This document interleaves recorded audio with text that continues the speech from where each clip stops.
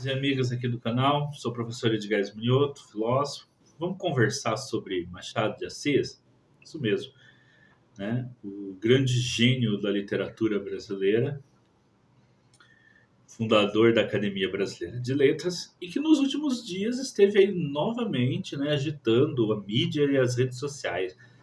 Primeiro, você teve aí um influencer brasileiro, né, dizendo que não se deveria ler Machado no ensino médio. Eu penso ao contrário. Se vocês acompanham aí os shorts do canal, vocês devem ter visto o short que eu digo justamente que o Machado não só deveria ser lido, né, obrigatório no ensino médio, como você deveria ter uma prova ali no final do ensino médio, né, uma prova que fosse até uma prova oral, que se o cara não tivesse lido Machado de Assis, ele não deveria nem receber o diploma do ensino médio. Né? Machado é indispensável. Né? É aquele autor que é fundamental, né, para uma cultura, né? Como você não lê Camões, né? Como o português que não leu Camões, né? É como o inglês que não lê Shakespeare. Você imagina você falar não vamos ler Shakespeare, né? Você falar isso na Inglaterra, né? Eu não vejo, né, como você pode não ler Machado de Assis aqui no Brasil. Eu não vejo como o italiano pode não ler Dante Alighieri, né? Mas no Brasil aparece, né, esse tipo de comentário, né? Não leremos Machado no ensino médio, né? Eu nem sei se alguém que não leu Machado no ensino médio, né, deveria receber um diploma do ensino médio, né? Que não é só os livros, são as crônicas, os contos. Os contos do Machado são espetaculares. Mas teve o contraponto. Por outro lado, uma influencer norte-americana conseguiu fazer com que Machado se transformasse ali no livro mais vendido aí na última semana na Amazon, né? Após gravar um vídeo justamente recomendando a leitura da obra do Machado. Não é? Neste caso, né, foi felizmente, né, um influencer de outro país reconheceu a grandeza do nosso autor, já que os nossos influencers, né, se colocam aí contra a leitura do Machado de Assis no ensino médio.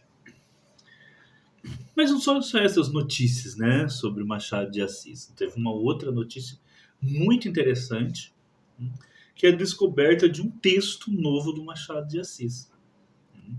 O texto se chama Folhetins Noturnos, um livro por publicar por ponto de interrogação. Machado de Assis assinou com ponto de interrogação.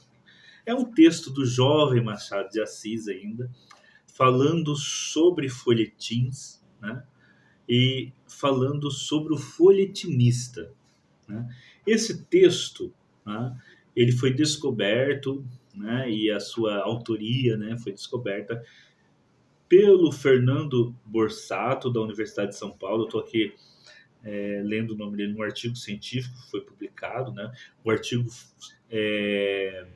tem por título Ponto de Interrogação, Pseudônimo Desconhecido e Texto Inédito de Machado de Assis. Eu vou deixar aí na descrição do vídeo o link para o texto, porque nesse texto, que é um artigo acadêmico, no final desse texto, tem o texto em anexo do Machado de Assis. Tá? Então, eu vou comentar brevemente apenas esse texto, né? Um texto que o Machado de Assis está falando sobre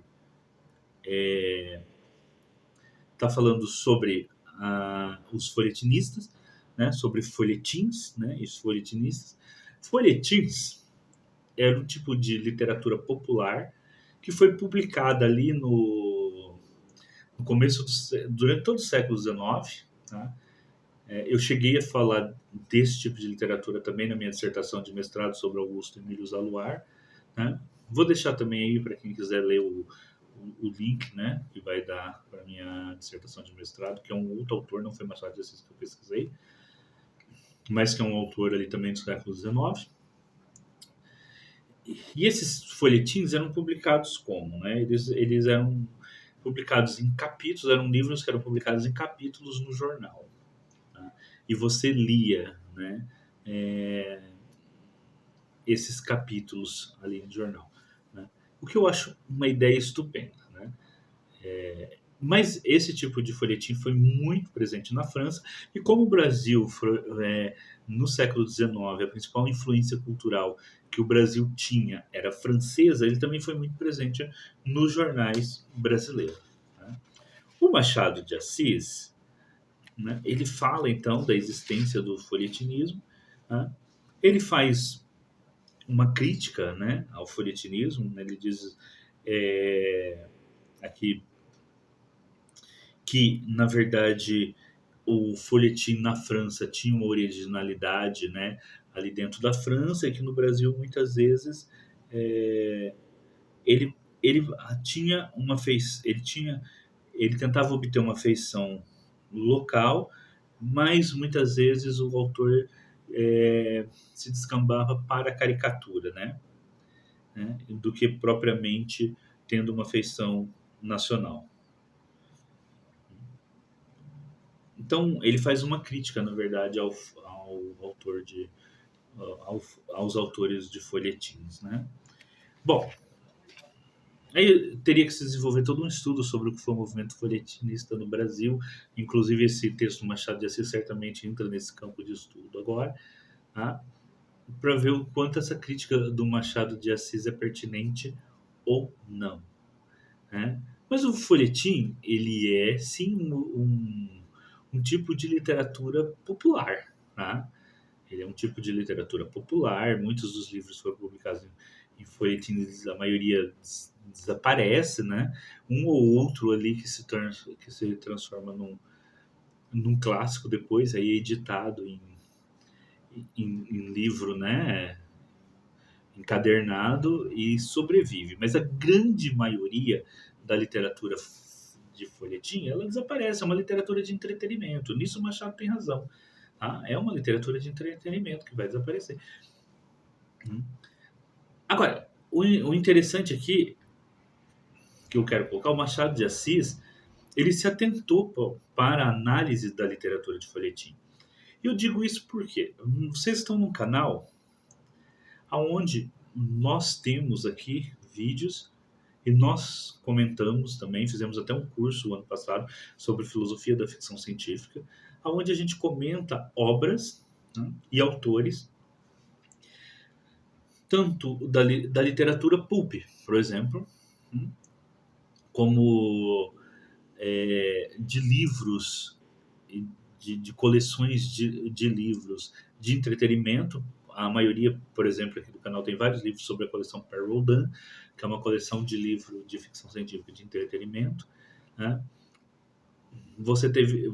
A gente também comenta bastante sobre literatura pulp, que é aquela literatura que foi publicada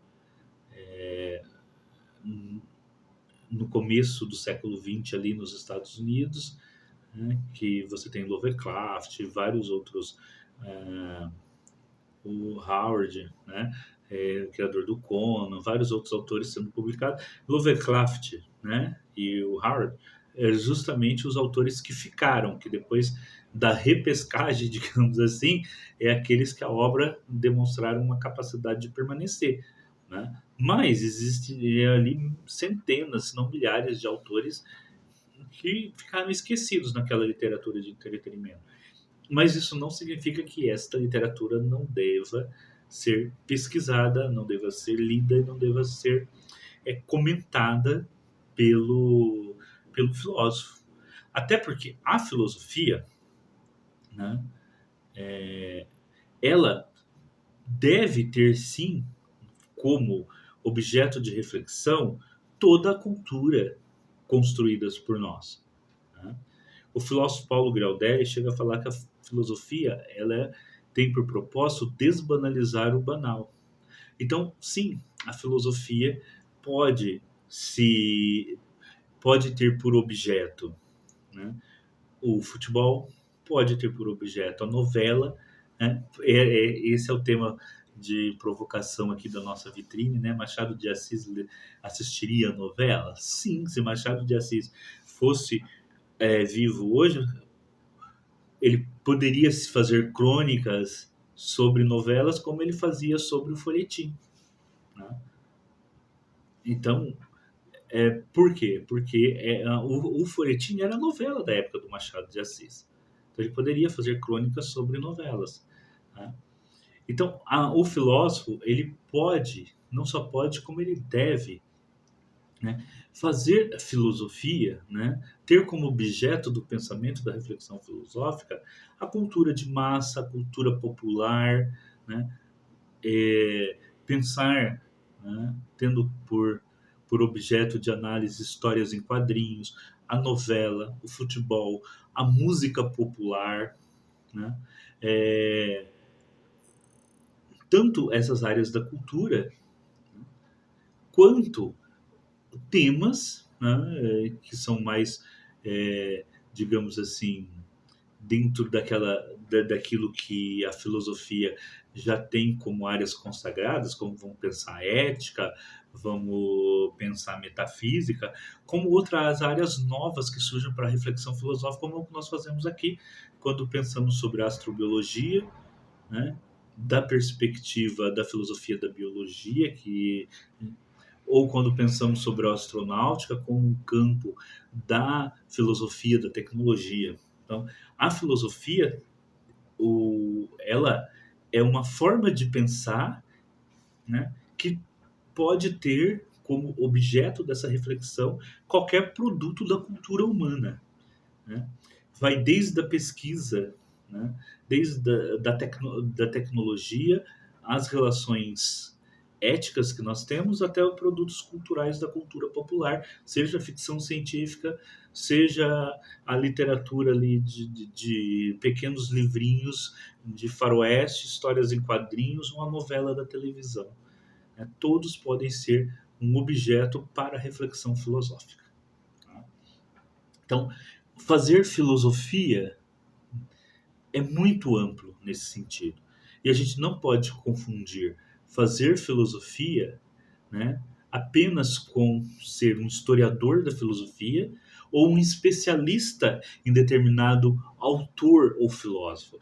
E veja, eu não estou dizendo que não é importante, né? Eu sempre friso isso aqui no canal, né? Eu mesmo tenho aqui várias coleções de história da filosofia e vários comentadores comentando pensadores e filósofos. Isso é muito importante para nos ajudar a compreender o pensamento dos filósofos. Mas isso não significa que eu não possa se utilizar das ferramentas que a filosofia me oferece, do pensamento filosófico, para refletir sobre a ficção científica, né? Para refletir sobre livros de coleção de ficção científica, como Pierre Rodin, ou para refletir sobre a novela, ou sobre a música popular, né? Sim, eu posso. A filosofia também pode, e não só pode, deve fazer a reflexão sobre todos os elementos culturais do pensamento humano. Tá? É isso, pessoal. Espero que tenham gostado do vídeo e leiam Machado de Assis. Tá? Ele é também um grande filósofo, um filósofo que merece sua leitura e, lógico, o grande gênio literário brasileiro. Leiam Machado de Assis. Tá? Eu até, né, quero depois gravar uns vídeos aqui sobre alguns contos do Machado de Assis. Tá? Porque tem contos do Machado, olha, que quando você sai da leitura do Machado de Assis, do conto, né, do Machado, é uma reflexão filosófica ali que você, que assim, te impacta tanto quanto um texto de um filósofo, assim, os textos do Machado, não é assim, ele é o grande gênio da literatura, do pensamento brasileiro, né? Que bom que o mundo está descobrindo Machado, né? Que bom, né? O mundo precisa ler Machado de Assis, tá? E nós brasileiros principalmente precisamos ler, tá? Olha, se você tem filho, seu filho está com 15, 16, 17 anos, oriente ele a ler Machado de Assis, mas oriente ele a começar pelos contos do Machado de Assis, para depois ir para os romances. Meu filho, por exemplo, está na idade aí 14 para 15 anos. E eu tenho orientado ele a ler Machado de Assis, né? Já antes, lá quando tinha 11, 12 anos, eu comprei uma coleçãozinha de quadrinhos que transformavam, né, os contos do Machado de Assis em quadrinhos, né? Agora, ele está lendo os contos do Machado de Assis, está no primeiro ano do ensino médio para ler e vai ler agora os livros do Machado de Assis, né? Isso é muito importante porque você precisa, né, o jovem que está no ensino médio precisa ler Machado de Assis. É importantíssimo para ele ler Machado de Assis. Mas começa pelos contos. Os contos são primorosos, tá? Pelas crônicas do Machado de Assis, tá? Não tenha medo de oferecer Machado de Assis para a leitura dos seus filhos, se você é professor, para os seus alunos. E se você é professor de filosofia, não é de literatura, traga para a aula de literatura os contos do Machado de Assis. Eu levava para meus alunos os contos do Machado de Assis, né? Porque há muitas reflexões nos contos do Machado de Assis, né? Para ser feito pelo o Alienista, por exemplo, né? Que é um dos contos mais consagrados, o Imortal, né? Que dá para debater até em aulas de ciência. Traga os contos do Machado de Assis para a sala de aula, tá? É isso, pessoal. Até o próximo vídeo. Deixa aquele like aí, que é muito importante para o canal. Faça o seu comentário, né? Compartilha o vídeo com todo mundo que você conhece aí que gosta do Machado de Assis. E nos vemos no próximo vídeo aqui no canal. Lembrando que os vídeos de análise política e geopolítica são diários, sempre às 19 horas aqui no canal. Até!